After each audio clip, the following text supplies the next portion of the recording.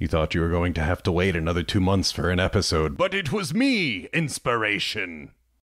Yo, welcome to The World is My Burrito. You're listening to Mars Madness Session 3.5, covering one of Takashi Miike's many masterpieces, the live-action Terra Formars movie from 2016, based on the first volume of the manga.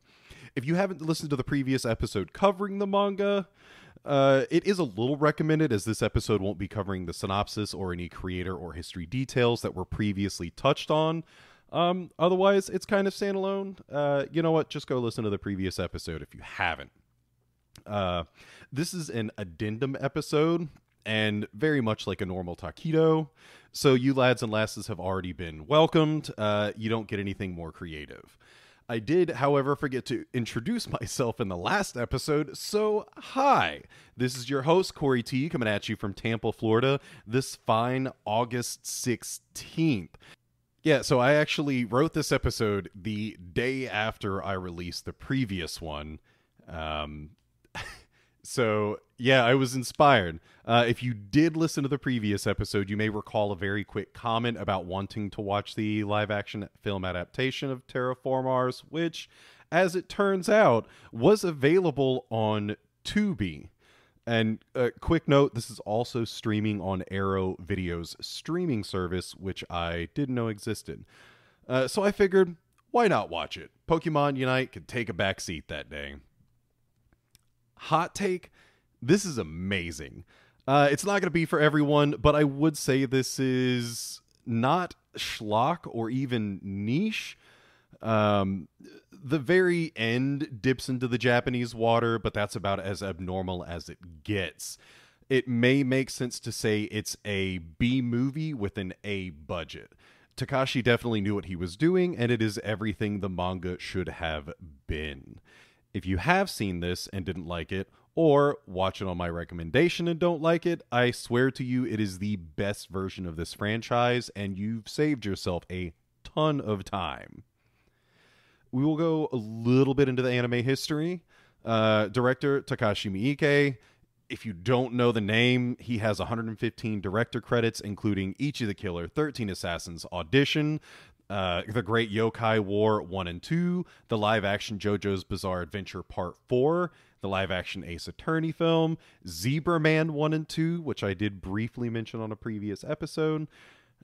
His directorial catalog is kind of like Samuel L. Jackson's acting catalog in like variety of the stuff that he's covered, and you know, kind of how wacky some stuff is and how serious some things are. The writer and screenplay are worth mentioning: Kazuki Nakashima, 35 writing credits, including Tengen Toppa Gurren Lagann, the anime and movies. This is one of my favorite franchises. The Kill la Kill anime, which is another amazing franchise. Promare, the anime movie, several Kamen Rider series, the live-action Cutie Honey adaptation, and the screenplay for Batman Ninja, which I haven't seen. I feel like actually more people listening to this have probably seen that than anything else I'm going to list today.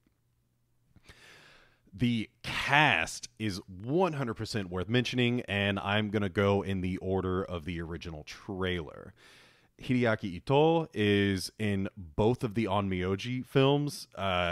These, like Onmyoji, I got onto a long time ago shopping at FYE. Found, I think it was just the first one. I don't think it was 1 and 2. I think 2 came separately years later. But yeah, I found it, bought it, watched it, and loved it. And it is such an amazing rainy day film. It's very chill and just very interesting in folklore. He was also in The Princess Blade, which is like classic Japanese crazy action film. Next up is Emi Take. She plays Kaoru in all of the live-action Rurouni Kenshin movies. Pretty big deal. Tomohisa Yamashita, Drops of God live-action series. Alice in Japanese Flowers for Algernon live-action miniseries, and the 2023 American series Tokyo Vice. Takayuki Yamada, He's in Wes Anderson's Isle of Dogs, 13 Assassins, both live-action Gantz movies, the live-action adaptation of Osamu Tezuka's Mu, which I didn't know existed, so I'm going to add that to the list because the manga's already on the list. Kane Kosugi, I feel bad for this guy because he was in both Tekken Kazuya's Revenge and DOA Dead or Alive, both of which were terrible live-action adaptations. He was also in War, that Jet Li Jason Statham movie, which, oddly enough, serendipity, against all oddities just mentioned. God, I blanked so hard. He was in Godzilla Final Wars, and he voiced Ryu in the Street Fighter Alpha animated movie. He's also been in plenty of live-action tokusatsu series, including the human host in Ultraman, the Ultimate Hero. Rinko Kikuchi, this is someone you might know. She's Mako Mori in both Pacific Rim films. She's also in Tokyo Vice, so I guess it's time to check that out. She was in 47 Ronin, that terrible Keanu Reeves movie, and Mamoru Oshii's Assault Girls, which was not good. You may know that name, but God, I can't recommend that movie. Next up, Masaya Kato. This is the real hero here. When I saw his face, I was like, dang, why does he look so familiar? He's the chief of staff from this year's Ultraman Blazar series, the intermediary between the crew and the bigwigs. This dude was also in Tokyo The Last War. God, I hope someone recognizes that title. He voiced a character in the original Ranma 1/2 anime, and he had small roles in both the 1998 Godzilla and Walker, Texas Ranger on the American end. He's the oldest guy in here, so stacked career. Next up, Eiko Koike. She was in the Japanese horror film 2LDK, which came as a double feature to Suicide Club, which is a movie I'm going to be covering later this year. This is honestly the only title I recognize, so that's all you're getting, but it is a dope movie nonetheless. Mariko Shinoda, honestly, her biggest claims are her pop idol and fashion histories, and apparently she played a side character in the live-action adaptation of Ouran High School Host Club. I'm very unaware of her or anything she's in. Next up, Kenichi Takito. He's also in the live-action Rurouni Kenshin movies, as well as another side character in Godzilla Tokyo SOS. He's the other retired Yakuza boss in the live-action adaptation of Way of the House Husband, and is in the live-action TV series for The Book of Human Insects, another topic I've covered on here. One of the names not mentioned in the trailer is Rira Fukushima, who played the geisha android in the ScarJo Ghost in the Shell movie.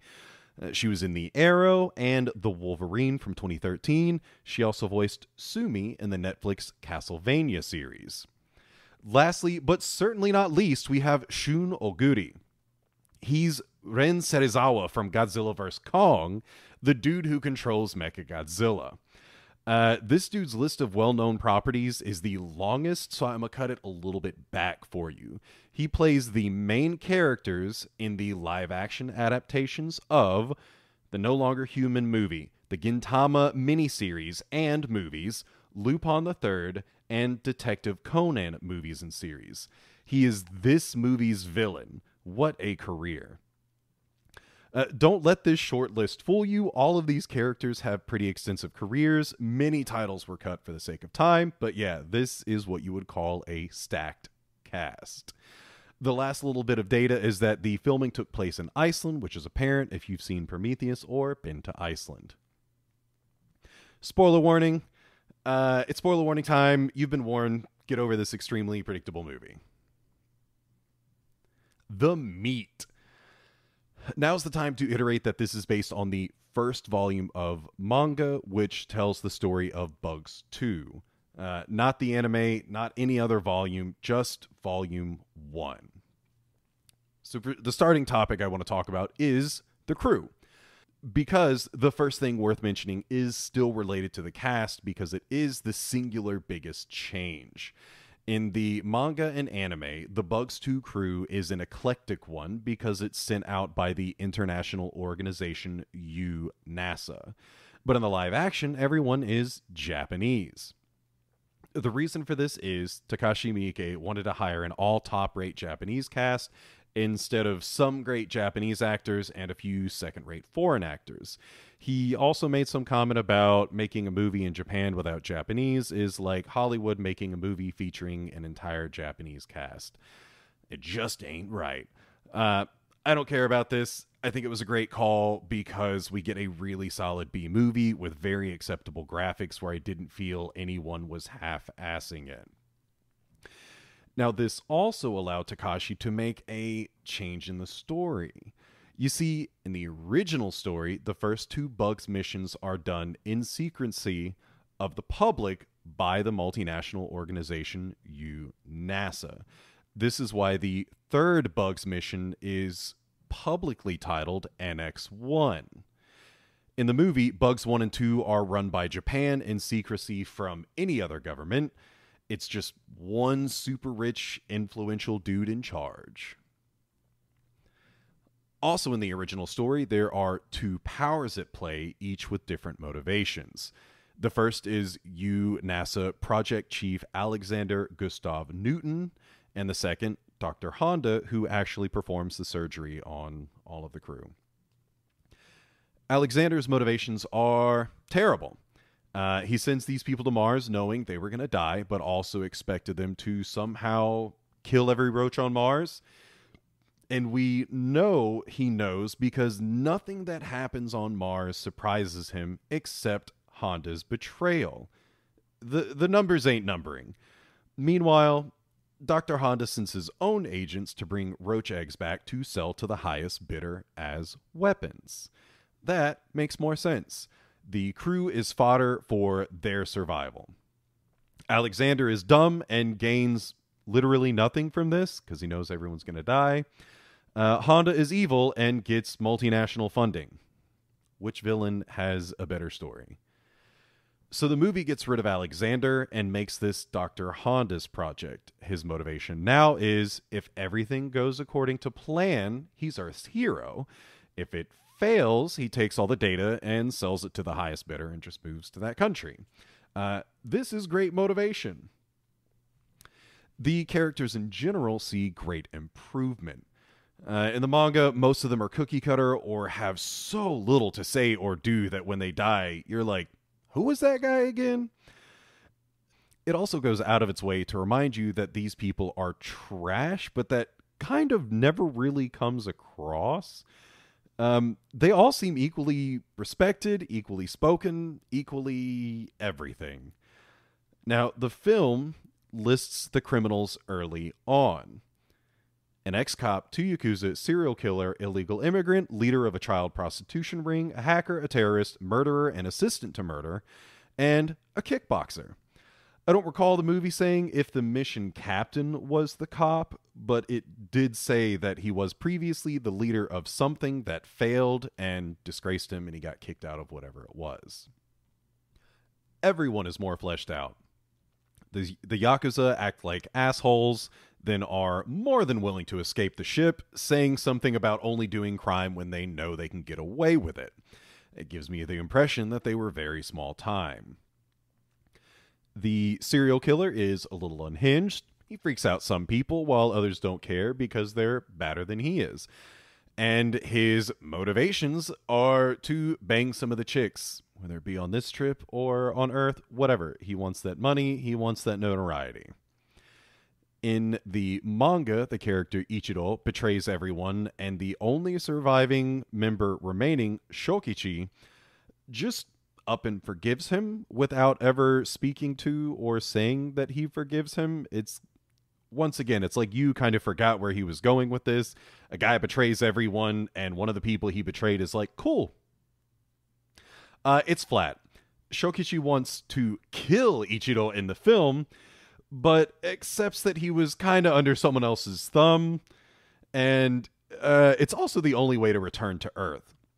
So while it isn't fleshed out a ton more, it is fleshed out to me just acceptably enough that it's like, yeah, sure, he forgives this guy because the guy does kind of help him just a little bit and recognizes that it's the only way to get back to Earth. So back to the villain. He's a cross between Zorg from Fifth Element and Captain Jack Sparrow. He's a little quirky, but a lot of genocidal. His first line in the entire movie is asking his assistant, "Do you think I should have worn a brighter jacket at my speech?" The speech about how to save the Earth. Straight off the bat, we know this man does not give a shit about anyone else in life. There's a scene in the manga that has him unnaturally speaking with his chauffeur about why these people were chosen to crew the ship. Again, they're all supposed to be rejects, where the movie has him saying it to their faces. You were picked because you're shit and you either do my bidding or face the law. He even mocks them on Mars with a drone. I actually kind of love the little bit of info dumps we get because all of his monologuing feels true to the character who feels his voice deserves to be heard. It's not awkward conversations with people who would probably never ask the person questions about their intentions when you're just a fucking chauffeur. The final character I'll bring up is the kickboxer. He speaks up right after the crimes are listed, saying he's even worse than them. And this isn't really like expounded upon in any way, but I feel like the setup says everything it needs to.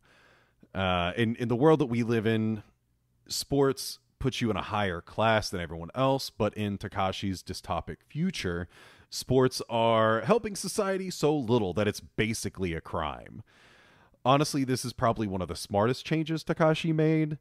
The manga story of Bugs 3 begins with a dude fighting in a life or death cage match. Very dystopian.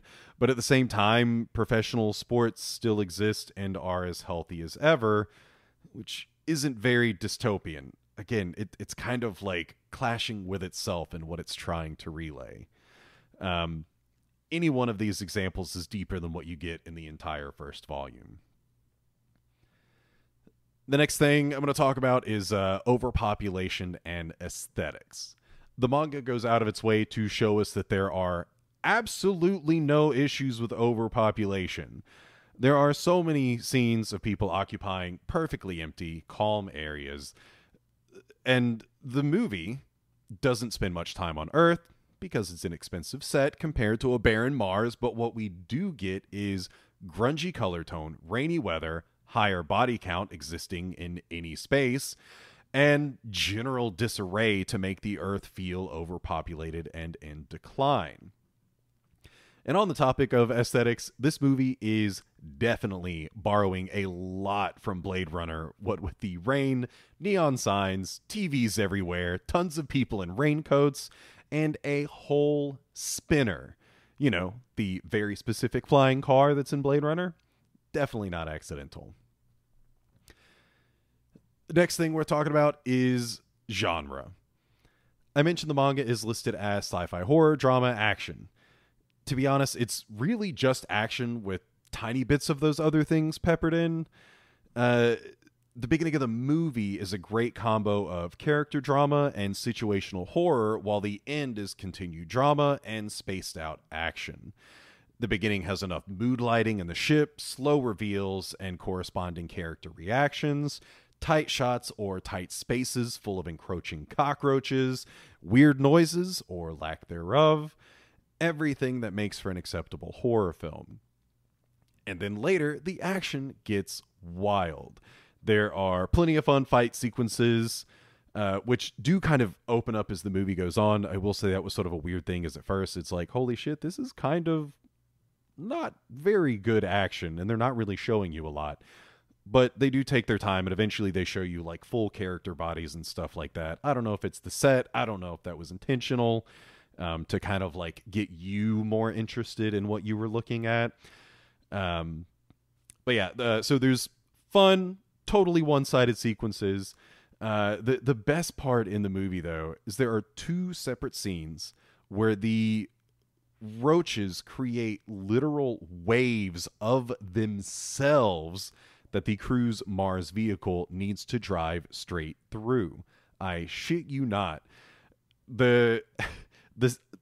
Before entering the second wave, the vehicle is literally flying through the air. So it is a vehicle that is intended to drive on Earth very, I don't know, Starship Troopers, massive wheels, and for no reason whatsoever, for nothing leading into it, it's just flying through the air to go into the second wave.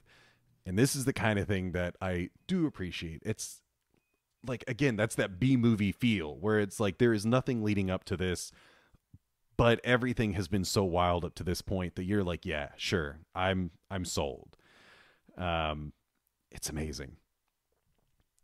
So next up, one of the issues, the biggest issue with the manga and anime is the pace. Again, biggest complaint about the franchise. This is shot like a normal ass movie. Everything is allowed to breathe. There are, I would not really consider anything interruptions. When they do, when someone turns into something, sometimes they'll go into like this sort of scientific cool digital thing of like, oh yeah, the bullet ant is picked because it can carry things 100 times its own body weight. It's one of the single strongest things on Earth. And it's a few seconds. Like, they're not spending a lot of time on this.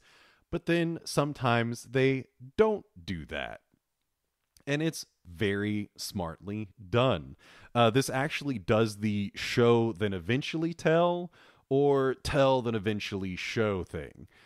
Like, for instance, one dude turns into a bug right as a fight begins, and like they've already showed you other people's insect things. So this guy turns into a bug and he runs away. No bug scene. That's interesting. And also, why does he run away? If you're not familiar with who this character is, you're going to be like, what's going on here? We later learn that his bug is only about survival, not fighting. That's sort of an interesting change because in the manga, he is naturally muscular as hell and can fight like a motherfucker. But that kind of also defeats the part where he's from a starving village. That this dude is like, if you've seen Kengan Ashura or Baki the Grappler, he looks like there's a sumo dude in there, I'm pretty sure. But yeah, imagine if E Honda were even more muscularly defined. That's basically this guy in the manga from a starving village. Yeah, so this is great. Single scenes last for a few minutes at a time. That's kind of it for specificity. I'll go into, likes, dislikes, and notes now. There's a little bit of body horror. The manga tried to make everything look as cool as possible, but transforming into a bug would probably look terrifying in real life. The transformations in general are fun. I think the only thing I missed out on was like Shokichi could have been a little bit cooler. I feel like every character was done pretty well except Shokichi, because I don't know, he has bigger, his arms look like like bigger than Bakugo's from My Hero Academia, but he has like massive covered armored forearms, and they're kind of tiny in the live action. That's really all I'm gonna complain about on there. Two dislikes that are par for the course in Japanese movies, if you are familiar with watching them. Some of the ADR is terrible and does not fit the circumstance. And the background music is so flat, it sounds like it was downloaded from Kazaa. Like, the music itself is cool, but it's not doing anything. It's not allowed to actually kind of fill anything. And again, it's flat, so it's like highs and lows are kind of compressed. Everything is just a mid. But again, this is kind of normal. All right, reference material. Once again, I watched this on Tubi. They also have the live-action Devilman movie that has been on my list for a while. And then 2009's Book of Blood, based on Clive Barker's short story of the same name, which I used Tubi to watch this for that episode. IMDb didn't actually suck for the film history of these people, and that's kind of really it. A few small things before I head out. I forgot to mention my appearance on the July edition of What Did I Miss with the Wait For It podcast. Go listen to our discussion about physical media, subscription services for video games, and kind of movies, video games and movies. And me talk a little bit about the Naruto and Ninja Turtles crossover comic. And also hear me nail every Jeopardy question about the Monsterverse. Shouldn't surprise anyone.